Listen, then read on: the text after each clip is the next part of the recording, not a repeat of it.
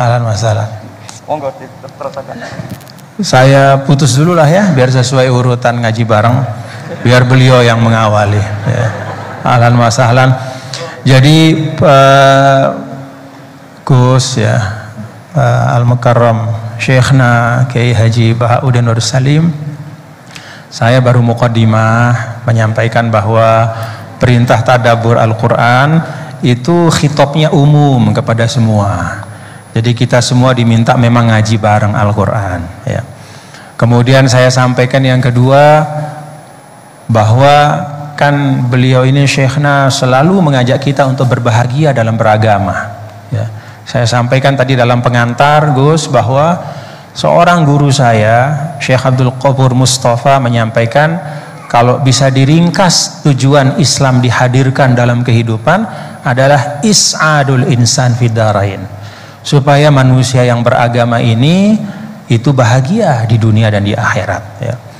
Dan saya sampaikan tadi sedikit bahwa kalau ada hal-hal yang membuat kita sumpek di dalam beragama ya, kalau ketika kita mendekat kepada agama itu kok rasanya semakin berat gitu ya, mungkin ya karena keberagamaan kita itu yang disebut oleh para ulama at-tadayyunul ma'kus. Jadi beragama cuman kebalik-balik gitu.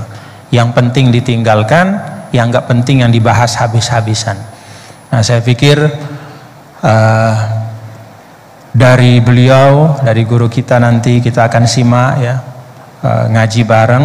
Karena Gus, saya terus terang nggak ngerti ya ngaji bareng ini awalnya konsepnya kayak apa. Makanya di mobil tadi saya tanya, ini maksudnya masing-masing ngomong aja gitu atau kayak gimana? Ya, yang saya tanya, mal mas'ul bi a'lama minasail, dia lebih nggak ngerti lagi dibanding saya. Dia tengok-tengok gitu. Sudah bilang, pokoknya ini katanya terserah nanti Gus Baha mau kayak gimana aja. Oh ya sudah, kalau gitu dia matbu, saya tabi. Begitu, kalau gitu kita ikutin beliau, nanti saya menyesuaikan kepada beliau. Jadi saya serahkan ya moderator langsung saja kepada Al-Mukarram Syekhna Kiai Haji Bahauddin Nur Salim untuk menyampaikan ma fatahallahu bihi, apa-apa yang Allah Ta'ala bukakan kepada beliau. Saya itu, bapak saya itu wali, jadi kalau wali itu kepinginnya dikenal Allah. Tahu-tahu diturunkan derajatnya, disuruh kenal rektor, kenal badan. Jadi ini ada pemakhlukan. Ya, ada pemakhlukan. Turun dulu baru naik. Ya. Jadi saya artinya gini, saya di sini itu sohibul bait. Jadi tadi Mas Majdi itu keliru kalau nanti saya ngisi. Saya ini sohibul bait, nanti yang ngisi ini. Maksudnya seperti itu maksudnya. Jadi, karena tuan rumahnya saya Pak Warsono. Ya, ini tamu ya. Ya, ini pun deal ya. Jenengan harus sepakat, saya ini sohibul bait sama Pak Warsono sama Pak Rektor. Ini tamu yang diundang untuk ceramah tafsir. Kalau ndak berarti asawaha wa rasulah. Nggih, monggo Mas di sini. Mohon sing suwi. Terima kasih Gus. Jadi nanti kita balikin lagi ke Gus Baha ya. Tapi Gus, jadi begini, tadi beliau menyampaikan kan beliau ini min sulalatil aulia ya. Jadi kakek beliau itu adalah para aulia. Jadi aulia itu muhimmahnya itu adalah dikenal Allah gitu ya. Nah, kemudian beliau bilang bahwa tapi takdirnya sekarang masuk UI ini pengen dikenal Allah, malah justru turun jadi dikenal rektor katanya. Tapi Gus, itu menurut saya ya, jadi kalau kita bertarekat nih, nah kan sering ya ketika misalnya kita bicara tentang tarekat ya, tarekat itu dimanakan taroki ya, taroki artinya naik gitu, jalan naik gitu ya. Akhir zaman nih kita perlu juga bertarekat dalam makna tadani ya, turun. Jadi tarekat bukan hanya jalan naik tapi juga jalan turun. Karena bagi orang di akhir zaman ini kalau hanya tahu jalan naik dan tidak tahu jalan turun itu repot ya. Apalagi Pak Rektor dengan kepala badan wakaf ya, atau para pejabat gitu ya, tahu jalan naik saja tapi nggak tahu jalan turun gitu ya. Jadi kalau belajar tarekat hanya ingin jalan naik gitu tapi nggak pernah belajar jalan turun, itu biasanya dekat-dekat turun tuh galau ya. Ya, jadi galau, bingung gitu gimana cara turunnya gitu ya. Dan memang Dulu saya pernah naik Gunung Rinjani juga ya Gus ya, waktu masih mu'alimin dulu, masih sanawiyah aliyah. Itu saya rasakan betul gitu bahwa naik gunung itu menantang, ya, sangat menantang. Ya. Bahkan Gunung Rinjani itu ada masa di mana di tengah-tengah itu ada namanya Bukit Penyesalan gitu. Kenapa Bukit Penyesalan? Ya udah nyesel di situ gitu. Mau balik udah jauh, mau terusin juga masih jauh sekali gitu di depannya. Itu Bukit Penyesalan, baina-baina. Tapi ternyata turunnya itu jauh lebih berat. Jadi kalau kita naik itu kan mengandalkan kekuatan otot ya, keluarkan energi untuk menggerakkan. Kalau turun itu kita menggunakan energi untuk menahan, dan itu jauh lebih berat.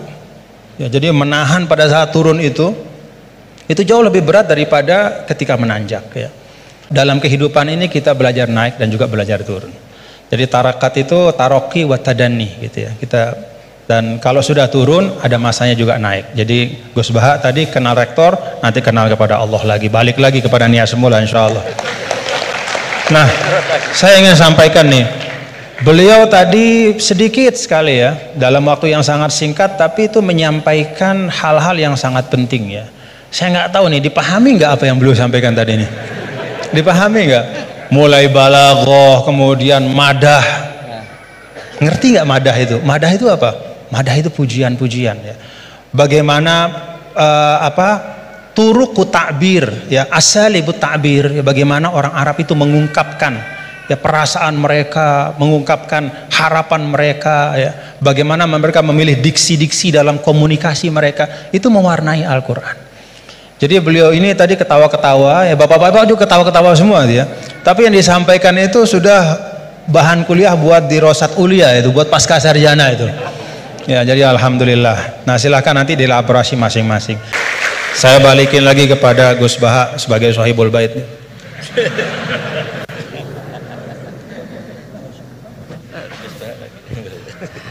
Bismillahirrahmanirrahim. Meneruskan konstruksi ayat ya. Misalnya begini, Anda jangan langsung menyalahkan Nabi Adam. Saya ini sering kampanye untuk membela Nabi Adam. Karena banyak kiai yang cerita Nabi Adam itu salah melulu. Nanti kan kita di surga kan nggak perlu ngajukan kredit, nggak perlu punya istri cantik yang minta ke mall, karena kelebihannya bidadari itu cantik, tidak minta belanja. Sudah gitu di madu juga nggak protes. Tapi kalau di dunia itu sudah minta belanja, di madu protes. Nah, jadi tapi kenapa Nabi Adam akhirnya keluar dari surga dan kita menyalahkan hanya demi kepentingan supaya tadi punya istri cantik, tidak minta uang apa belanja dan boleh dipoligami mau maksudnya. Di konstruksi ayat itu tidak ditampakkan, tapi semua ahli tafsir tahu. Misalnya fadallahuma bihurur, setan menipu Adam dan Hawa dengan curang. Hurur itu nipu. Jadi kalau ngaji nipu itu mulai dulu itu ya gurunya setan itu. Jadi Nabi Adam itu di surga dengan penuh limpahan anugerah. Buah apa saja ada, makanan apa saja ada, enggak bayar. Tempat mewah leg juga enggak bayar. Kalau Anda di hotel leg sedikit aja bayarnya minta ampun. Akhirnya setan tuh pura-pura nangis terseduh-seduh. Akhirnya Nabi Adam menghampiri, kenapa kamu nangis? Saya ini iba sama kamu, kasihan. Nikmat begini nikmat, pada akhirnya Anda ini mati, karena Anda manusia pasti mati. Kasihan sudah senikmat ini kemudian Anda mati. Pura-pura nangis, jadi lama ya nangis, acting itu. Akhirnya Nabi Adam tanya, lalu solusinya gimana? Terus setan tinggal numpangi, hal adulluka ala syajaratil khuldi wa mulkil la yafla. Kamu mau tak kasih vitamin, makan pohon khuldi, nanti kalau kamu makan itu terus abadi. Jadi terus setan, Nabi Adam mulai ragu ya, tapi Allah melarang saya makan pohon khuldi itu, syajaratul khuldi. Ya Allah itu haru sama Nabi Adam, makanya Nabi Adam itu diusir. Ini meneruskan ayat yang dibaca Mas Majid tadi, diusir tapi disangoni. Dam, secara prosedur hukum kamu harus saya usir karena kamu melanggar, tapi tak sangoni. Lucu kan? Tak sangoni, kamu baca ini ya. jadi unik. Makanya ayatnya fatalaqqa Adamu mir Rabbi, bukan kreasinya Nabi Adam. Kalimat itu bukan kreasi Nabi Adam, tapi hadiah sama Allah. Ini kamu secara pelaturan tak usir, tapi tak sangoni, ini dibaca nanti. Tapi Nabi Iblis tidak disangoni. Karena memang dia penipu betul. Sudah gitu akting pura-pura nangis, pura-pura ini itu. Jadi bener-bener penipu ulung. Makanya sekarang pun kalau penipu itu memang harus sopan, harus nangis. Itu cara untuk itu. Karena sanatnya penipuan memang begitu, sanat awalnya memang begitu. Pura-pura nangis terus pura-pura itu. Itu kan ya agak repot lah, coba lah, agama ini tidak perlu repot-repot seperti itu. Jadi ini sebagai senior saya kasihan sama Pak Junet ini. Harusnya beliau nanti yang kena hisab pasti Pak Junet. Jabatannya mau, tanggung jawabnya nggak mau. Ya tapi kebetulan ada orang baik di sini ya, alhamdulillah saja. Kalau ketemu saya tuh cium tangan bolak-balik, tapi niatnya kayaknya mau supaya saya mau backup gitu. Nah ini yang satu pertanyaan Mas Wasdi ini masih kan 3, saya jawab 2. Terakhir bicara tentang sanad. Nah, saya ada satu hal, kalau saya pertama kali saya ketemu sama Gus Baha, ya, melihat beliau ya. Ada nggak bapak-bapak, saudara-saudara melihat dari beliau yang beda? Ciri khasnya?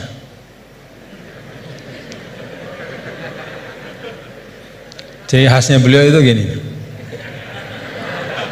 Tapi hari ini ikroman li rektor, jadi rambut nggak kelihatan beliau. Alhamdulillah. Nah, karena beliau ini adalah keturunan dari aulia, dari Lasamnya, dan salah seorang dari masyayikh di Lasam itu adalah sahabat dari kakek kami dulu, Mbah Maksum Lasam. Ya, beliau bersahabat dengan Nini Da Maulana Syekh Tuan Guru Kiai Haji Muhammad Zainuddin Abdul Majid. Itu biasanya perilaku Lasem itu ada sanatnya, gitu ya. Jadi saya lagi mikir-mikir ini naruh topi begini tuh ada sanatnya nggak boleh? Ya. Kita mau tahu dari beliau ya. Doakan mudah-mudahan Gus Baha sehat walafiat dan kita semua diberkahi Allah Taala. Wallahul muwaffiq wal hadi ila sabilir rasyad wa huwal muwaffiq ila aqwamit thariq. Lunas maaf apabila banyak khilafan, kekeliruan.